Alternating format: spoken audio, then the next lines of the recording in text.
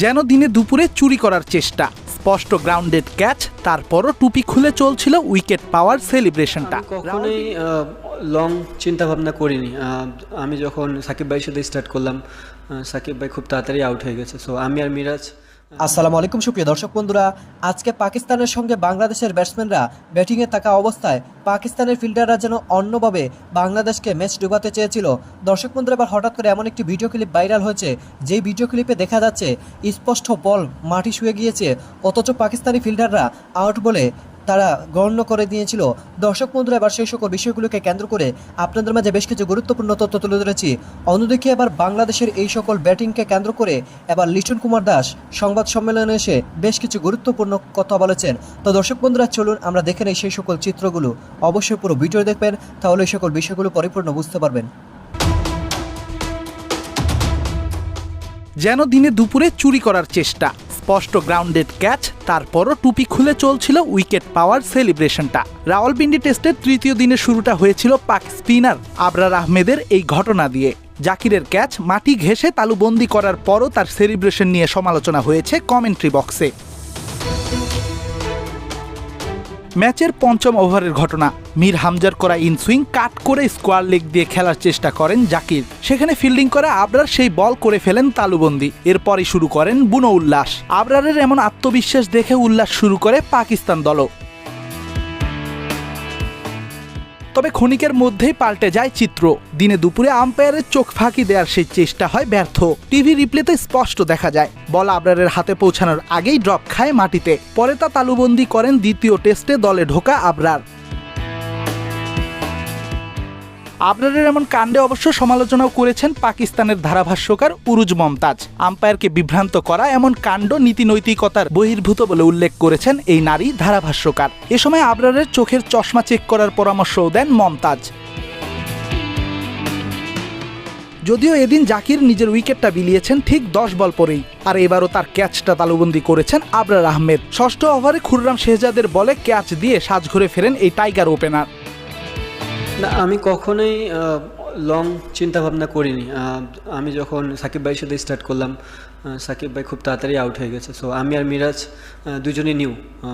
একটাই ডিসকাশন চলতেছিল যে খেলাটা কতখানি লম্বা টানা যায়, কারণ তারা খুবই ভালো বল করতেছিল। নিউ বল অলওয়েজ চ্যালেঞ্জিং, আর তারা একটা ভালো মোমেন্টামে ছিল। তো আমাদের ভিতর ডিসকাস এটাই হচ্ছিল যে আমরা কীভাবে মোমেন্টামটাকে কন্ট্রোল করতে পারি।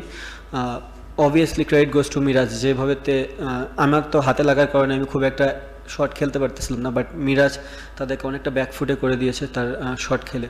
সো আমার মনে হয় মিরাজের কয়েকটা আর্লি বাউন্ডারি, 5-6টা আর্লি বাউন্ডারি খেলার একটা রিদম তৈরি করেছে।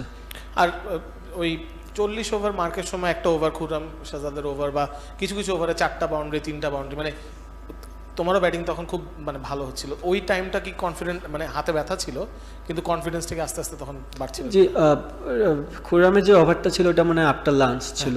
সো আফটার লাঞ্চের পর একটা রিফ্রেশমেন্টের জায়গা ছিল। আর আমার কাছে মনে হয়েছিল যে আফটার লাঞ্চ তারাও অনেকক্ষণ ধরে ওভার করেছে, একটু টায়ার্ড ছিল, আর আমি ওই সুযোগটাই নিয়েছি। আর আমার জোনের বল ছিল, তাই আমি স্কোর করেছি। লিটন, সরি আমি কয়েকটা কোরিয়ান বাংলায় করছি। মিরাজ আউট হওয়ার পর তাসকিনও খুব তাড়াতাড়ি আউট হলো, কিন্তু তারপরে তার মধ্যে ইউ হ্যাড ক্র্যাম্পস। তো হাসান মাহমুদের সাথে যে 2 ঘন্টার পার্টনারশিপ, এটা একটু আমাদেরকে এক্সপ্লেন করতে হবে, কারণ ও বেশ 50টা বল খেলে দিছে। ইউ আর অলসো স্ট্রাগলিং, ওই পার্টনারশিপটা কীরকম ছিল? একটা জিনিস ছিল যে হাসান যখন আসে সম্পূর্ণ আমি ডিফেন্সিভ মাইন্ডসেটে চলে গিয়েছিলাম, কারণ আমার বেলা সব ফিল্ডারই বাইরে। সো আমার কোনো অপরচুনিটি নেই যে ওখান থেকে বাউন্ডারি বা কোনো কিছু বের করা। তো ক্রেডিট টু হাসান যে সে আমাকে অনেকক্ষণ ধরে খেলানোর সুযোগ দিয়েছে। আমার কাছে মনে হয় যে হাসানের সাথে যে কনভারসেশনটা ছিল যে যতক্ষণ আমরা উইকেটে থাকবো 1 রান 2 রান করে কিছু কিছু রান আগাবে, আর যতটা রান আগাবে আমাদের লিডের পরিমাণটা তাদের কমবে। সো ওই প্ল্যানিংয়ে আমরা ব্যাটিং করেছি। পাকিস্তানের 9 রানে 2 উইকেট, হাতে 2 দিন, তবে বৃষ্টিরও একটা ফোরকাস্ট আছে। তো কি মনে হচ্ছে বাংলাদেশ কি এই টেস্ট জিতবে? দেখেন, বৃষ্টির জিনিসটা তো আমার হাতে নাই, বাট আমরা যদি আগামীকালকে আসে খুব আর্লি ভালো বল করি, এনিথিং ক্যান হ্যাপেন। আর উইকেটটাতে নিউ বলে অনেকখানি হেল্প আছে। সো যদি আমরা তাদেরকে আর্লি আবার ব্রেক থ্রু দিতে পারি, আমার মনে হয় তারা ওই মোমেন্টাম যদি আমাদের হাতে চলে আসে একবার, সো আমরা ইজিলি এইটা কাম ব্যাক করতে পারবো এখান থেকে। Hello, Lytton. This is Abubakar from Creek Pick. You spent enough time on the crease as you scored a great 100. So, do you think there has been a little bit of change in pitch behavior? As yesterday, your spinners Almadi got 5, and today Khurram got 5 first. So, do you think there has been a little bit change in pitch behavior? No, not really. I feel that tomorrow might be more spin because when wicket was dry, ball spin more. Congratulations, Leighton. How do you consider support of Mehdi? He was playing with you. And let me ask you about the Khurram Shehzad's bowling. How was the spell? Yeah, Mehdi.